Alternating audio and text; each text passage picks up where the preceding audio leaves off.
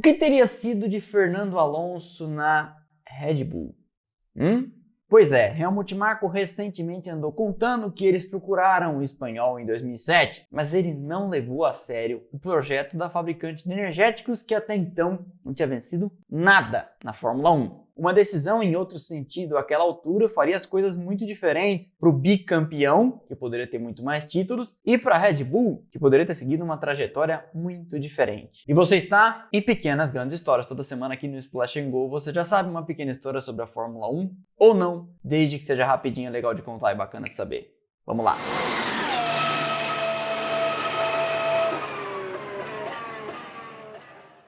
Mas antes, esse vídeo é patrocinado pela nossa parceira aqui nesse quadro, a GP Parts. Um e-commerce especializado em peças e acessórios com o que há de melhor para o seu carro, para sua viatura, para sua nave. Por lá você encontra os filtros da Sprint Filters, cintos, luvas e sapatilhas da Sabelt, que você inclusive pode comprar com desconto aqui embaixo na descrição, o link e o cupom. Alô, galera do kart!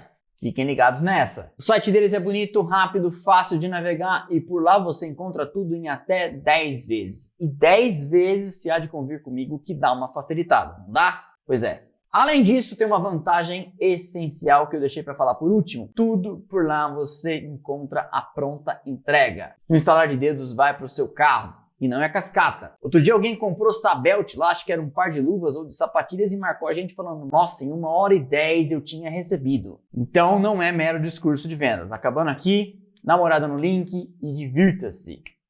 Vamos lá. Fernando Alonso já deu diversas cabeçadas na carreira. Alguns podem dizer que é karma, porque por onde passou, de fato, ele arrumou confusão, com o que vocês sabem, eu não discordo. Mas às vezes, os rumos de carreira que ele tomou pareciam, àquele momento, com a informação que ele tinha disponível, perfeitamente justificáveis. Vários deles deram muito errado, mas àquela altura ele não tinha como saber. Olhemos no detalhe cada uma delas para falar dessa história da Red Bull. Tudo correu bem na Minardi, ele brilhou, chamou atenção e foi então levado para a Renault, por seu empresário Flávio Briatore. Ele venceria o primeiro campeonato no final daquele ano de 2005, já negocia com a McLaren para ir correr lá em 2007. Era uma escolha lógica, a McLaren era a sócia da toda poderosa Mercedes, tinha os melhores motores da Fórmula 1, estrutura, grana e etc. Foi para lá recebendo uma fortuna com o status de campeão, mas ele não contaria com um detalhe. Sim, a equipe fez um carro vencedor, ainda que com uma ajudinha, mesmo sem saber, da Ferrari. Lembra do escândalo da espionagem? Caso esse em que nas investigações foram encontrados e-mails do Alonso para o Pedro de la Rosa, piloto de testes e reserva da McLaren, falando das coisas que eles tinham descoberto. Mas enfim,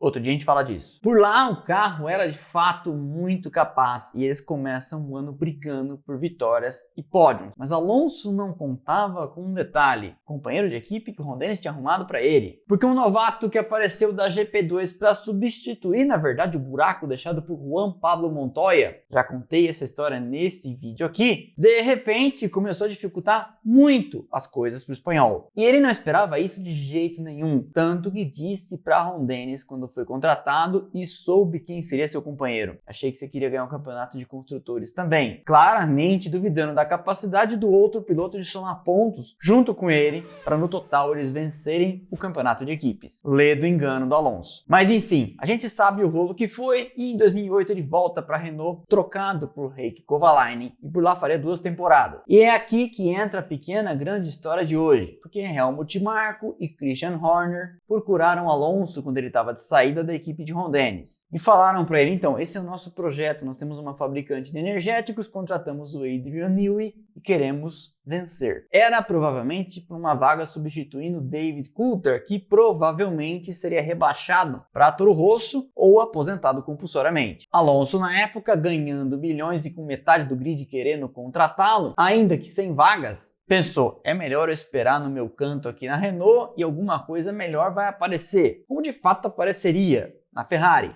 só que só em 2010. Àquela altura, a Red Bull nunca tinha vencido e ninguém levava a equipe a sério. O paddock inteiro imaginava que seria uma nova Benetton com ações arrojadas de marketing, quando, com sorte, talvez conseguindo fazer uma ou outra vitória. Inclusive, a Red Bull conseguiu a proeza de vencer depois da equipe B, porque em 2008 foi a Toro Rosso que ficou com a primeira taça. O espanhol quebraria a pedra então por 2 anos na Renault para então ser contratado pela Ferrari. E aí, novamente, a gente não pode culpá-lo, fazia todo sentido e a Ferrari ainda tinha muita gente boa da era Schumacher. E de fato, em 2010 deu a ele um carro em condição de lutar pelo campeonato, coisa que aconteceria de novo em 2012. Mas, nas 2 ocasiões, não era para ser. E quem venceu esses campeonatos? A Red Bull, com Sebastian Vettel, 2010, 2011, 2012 e 2013. De tanto criticar a Ferrari publicamente em 2013 e especialmente em 2014, quando entra a era híbrida e a Mercedes dá um grande salto, Stefano Domenicali, então team principal, e Luca di Montezemolo armam uma arapuca para o Alonso e contratam da Red Bull Sebastian Vettel, mantendo um segredo tão forte sobre a história que Alonso acaba descobrindo quando todas as outras vagas já estavam fechadas, tendo então que aceitar um abraço de afogado com o Ron Dennis, aquele trem fantasma da McLaren Honda. O resto a gente sabe seria história e Alonso só encontrará